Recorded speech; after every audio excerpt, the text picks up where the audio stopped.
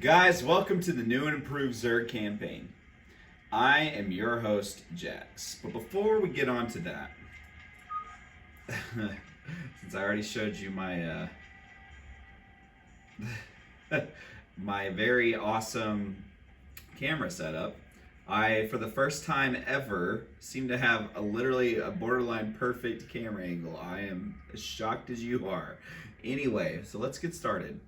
So first, let's do an overview of the Terran campaign.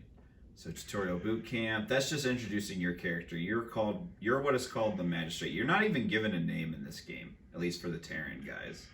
You are called the magistrate, and this is your training, your boot camp. Anyway, pointless. The next level is called Wasteland. That's whenever you bump into Jim Raynor on this planet called Marsara. This planet called Marsara has what is a Zerg problem, and you're Marshall Raynor, excuse me. So Marshall Raynor and you go over and you basically create a little militia to protect. I don't really know. You're not really given a city. Here you go, the Wasteland Patrol. Anyway, bump into Raynor, build a militia, whatever. Backwater Station is. You go through and you kind of find out a little bit more about the Zerg. You find out that, they're not quite just these kind of brainless aliens, that they have buildings and structures and systems, and they're doing things to Terrans, which is what you are, which is where you basically run into what is called an infested command center, which freaks out Marshall Raynor big time, freaks out you. You of course destroy it, and you run into this guy named General Duke. General Duke is a Confederate, and the Confederate General Duke basically goes, "Hey, you destroyed our command center. Like, what the f? Like, you're all under arrest as of right now, and you did this to save this." I don't even remember if it's given a name. You save a colony, okay? Then the cinematic shows that the Zerg are maybe a bigger problem on this planet than you think. Desperate alliance. You basically have a stronghold that you're trying to protect. What I wish I knew what you were trying to protect. That's actually really bad writing. Okay. So the campaign story ain't perfect by any means. But this Marsara colony, I wish we knew what it was. This Marsara colony, you and Jim Raynor are basically, you decide to task yourself with defending it. Now, the Sons of Korhal tell you, hey, we can save, we'll come make sure that this colony gets saved. You guys just have to hold out for a while. Hold this spot. And Zerg waves. Now, okay, you have to put yourself in the shoes of a person who has never played the game before. This is the very first exposure to StarCraft you'll ever have, is this campaign. You're not supposed to be very good. This level feels like a nightmare. It's such a cool feeling whenever you're a kid and you're playing this level and you're just barely surviving. You're just barely, you build a bunker, you got 6 SCVs, 1 barracks, you're getting supply blocked left and right. Supply blocks when you don't build a supply depot.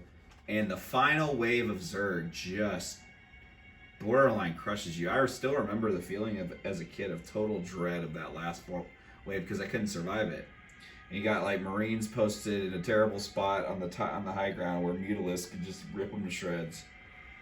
Anyway, this level particular shows you the actual threat and the overwhelming numbers of Zerg, which is what they're supposed to be.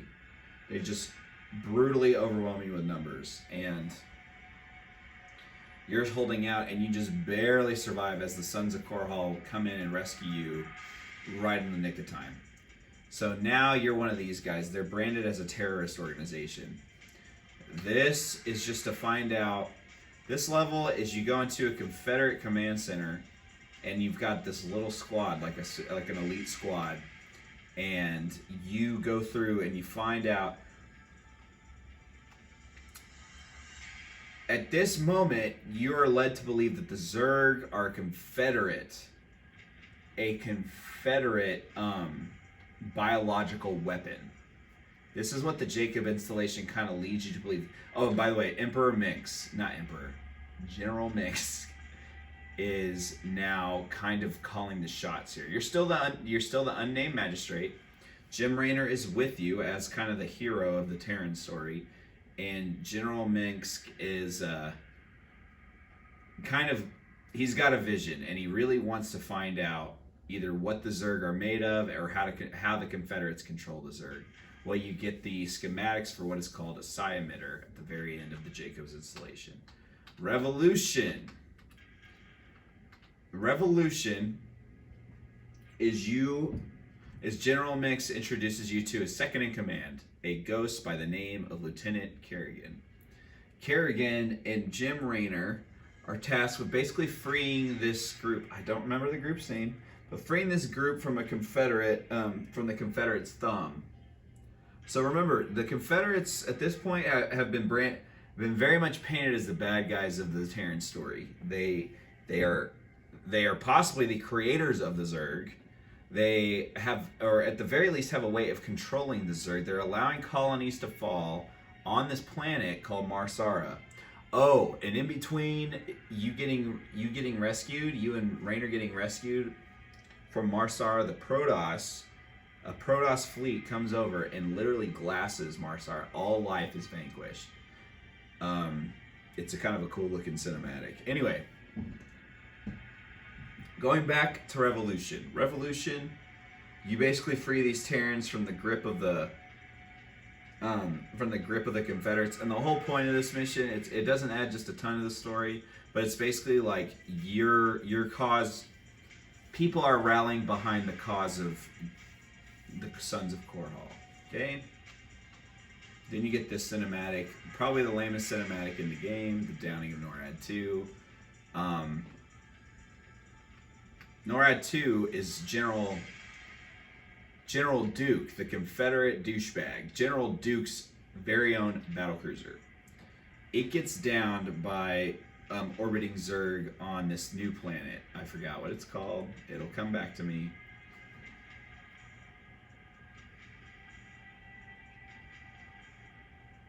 Oh, I don't remember. Okay.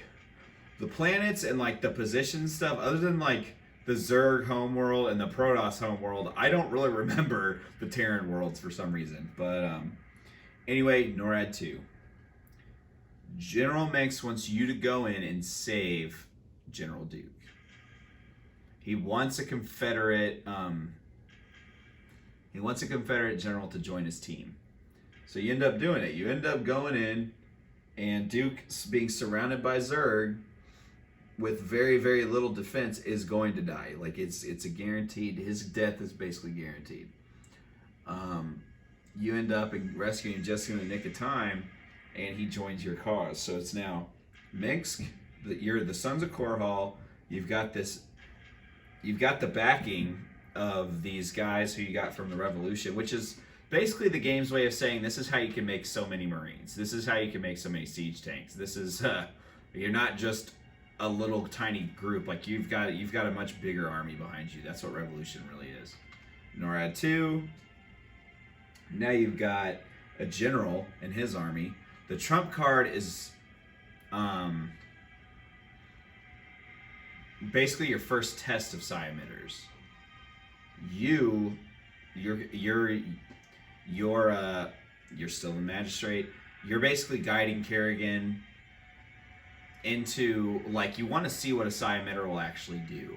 So here we drop the psi emitter and we lure the Zerg to like wipe out a big old Confederate fleet with psi emitters. We see just how powerful these things are. The big push is there's a Terran fortress, a home world, Tarsonis. That's this place. You're now commanding General Duke, and he basically, the big push, what this level is you are on an orbital, it's like an orbital defense station into Tarsonis. Emperor Minsk wants he wants us basically to clear a pathway to get to Tarsonis, and this is, again, General Duke.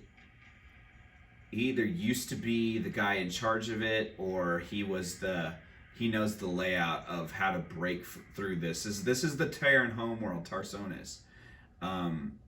Unbeknownst to you, Minsk wants to rule the Terran sector. So, previous to that, he's using Duke's knowledge of how to break through the most powerful Terran world of them all, and he's going to break the defenses of this so that you can make it onto this. Hell, I don't know what he's doing. Anyway, now I'm thinking about it. Like some of this doesn't really make a whole lot of sense. Anyway, a rebellion, blah blah blah. The big level, the big level of the Terran campaign, the big twist. So, remember that psi emitter that you placed? Well, it lured a bunch of Zerg there. It lured a bunch of Zerg to this planet. This is not Tarsonis that we're talking about. This is still the place where Kerrigan is. Okay, General Duke's dealing with Tarsonis. I don't remember the planet. It might be called New Gettysburg. Okay, we're just gonna call it New Gettysburg. You are on a planet. How many times can I say you're on a planet? How many? Drinking game. Okay, so this planet that Kerrigan is on, we decided to use psi emitters to lure the Zerg to this place so that the Protoss will destroy. The Protoss will destroy this planet. Again, God, dude, I don't remember why. Doesn't matter. The whole point is to bring the Protoss fleet to this planet so they will glass the Zerg. This is the Confederate homeworld. Excuse me. How did Minsk end up defeating and crushing the Confederates? He used the Zerg to do it. He literally, with psi emitters, with all this stuff leading up to this, all of this leads up to this level. We have psi emitters, we know what they're capable of. They lure Zerg to planets, which then causes the Protoss to come to those planets to glass them. How you would, in this particular, like, Minsk's thought process is, if I don't want the Confederates to attack me when I take over Tarsonis, I have to destroy their homeworld. This is how he does it without looking like a bad guy. He gets the Zerg to do it for him using the psi emitters. So he lures the Zerg to this planet. They destroy all Terran life, which is then glassed by Protoss. Minsk gets away looking clean, like he had nothing to do with this. Well, not only does he sacrifice an entire planet of Terrans to the Zerg forces, but he also sacrifices his second in command, Kerrigan, here. She dies on New Gettysburg. This shows the true heartlessness of Minsk. Meanwhile, the Protoss never knew. No one is the wiser. The Hammer Falls is now... It's Minsk's way of trying to cover his tracks with Jim Raynor. He's got an ion cannon. He's not going to let you leave as he's now on Tarsonis. Okay? So, I don't remember. I think it's part of the Confederates fleet. Yeah, because General Duke is in charge of this ion cannon. So, anyway, the Hammer Falls is just you trying to get away from Minsk, and he won't let you. So, you gotta destroy this ion cannon, or no one's leaving. And you got Minsk's base to the right, and on the left is General Duke's. And you are this little... Now, again, even if as a first-time player of this game, there is literally no way, no chance in hell that you're going to be good enough to destroy both bases. I know I was not as a kid. It took, this level, your first time ever playing this game is probably going to take you 5 hours. It's brutal. Anywho, with that said, you get off the planet scot-free, and General Minsk is now crowned Emperor of the Terran world of Tarsonis. That's why I was calling him Emperor Minsk. This is his cinematic. So after all this BS that he did, yes, he was an okay guy. He did save you in Desperate Alliance, and he seems like he's a good guy up until Revolution. And NORAD 2, he starts changing, and then he really starts changing. I mean, the trump card is whenever you kind of go like, wow, like you just murdered a whole entire colony just because they're Confederates using Zerg, like brutal. Like the Zerg are brutal. Murders them, and then they get glassed by Protoss. Big push. Beginnings of his takeover of Tarsonis, New Gettysburg, the big level of the Terran campaign. Now he's Emperor. So, it's a cool story. Cool story so far. If only it was a little better of explaining like Marsara and where Duke is and where Kerrigan is and stuff. Anyway. Very cool campaign. Trust me. Zerg campaign. Oh boy, the Zerg campaign. It's about to get way cooler. Now I'm just okay. Real talk. This is a very hard campaign, and B, it's generally regarded as everyone's least favorite, hands down. Protoss campaign, this sucks. Out of all 6, because there's 3 more on Brood War. Out of all 6 campaigns,